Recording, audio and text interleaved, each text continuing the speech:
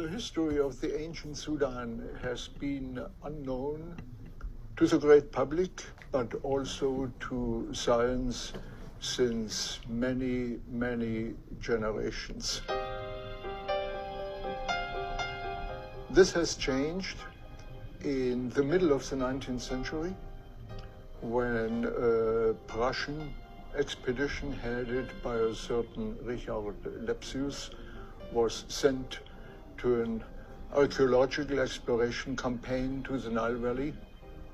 And Lepsius, this is really extraordinary, had decided from the very beginning of his planning to include the Sudanese Nile Valley in this travel plan.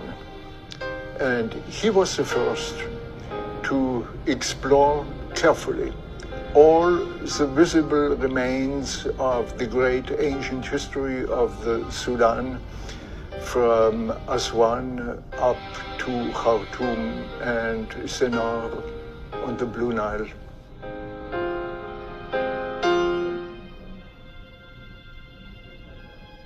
The real explosion, I would say, of archaeological work in the Sudan started only in the last decades after the Second World War. And here, Germany has played a considerable role. First, the Humboldt University in Berlin,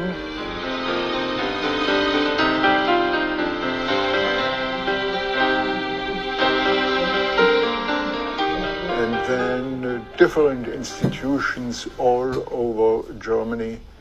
Right now, we have 10 German expeditions working in the Sudan, and the results of these excavations and the connected studies have brought, I would say, a revolution of our knowledge. Nowadays, we know for sure that the cultural evolution started in the Sudan at least in the 10th millennium BC, and comparable developments in the Egyptian Nile Valley had to wait for 5,000 years.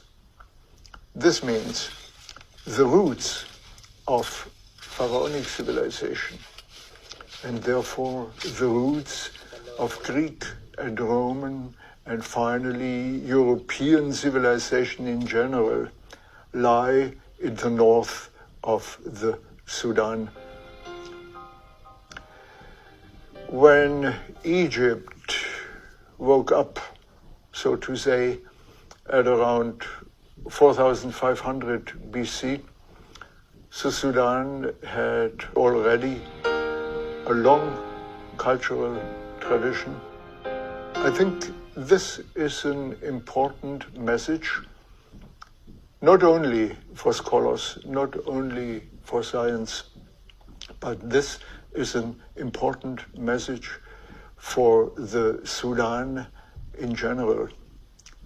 This could give and should give the country the self-consciousness to be the cradle of human civilization, not only in Northeast Africa, but in the ancient world in general.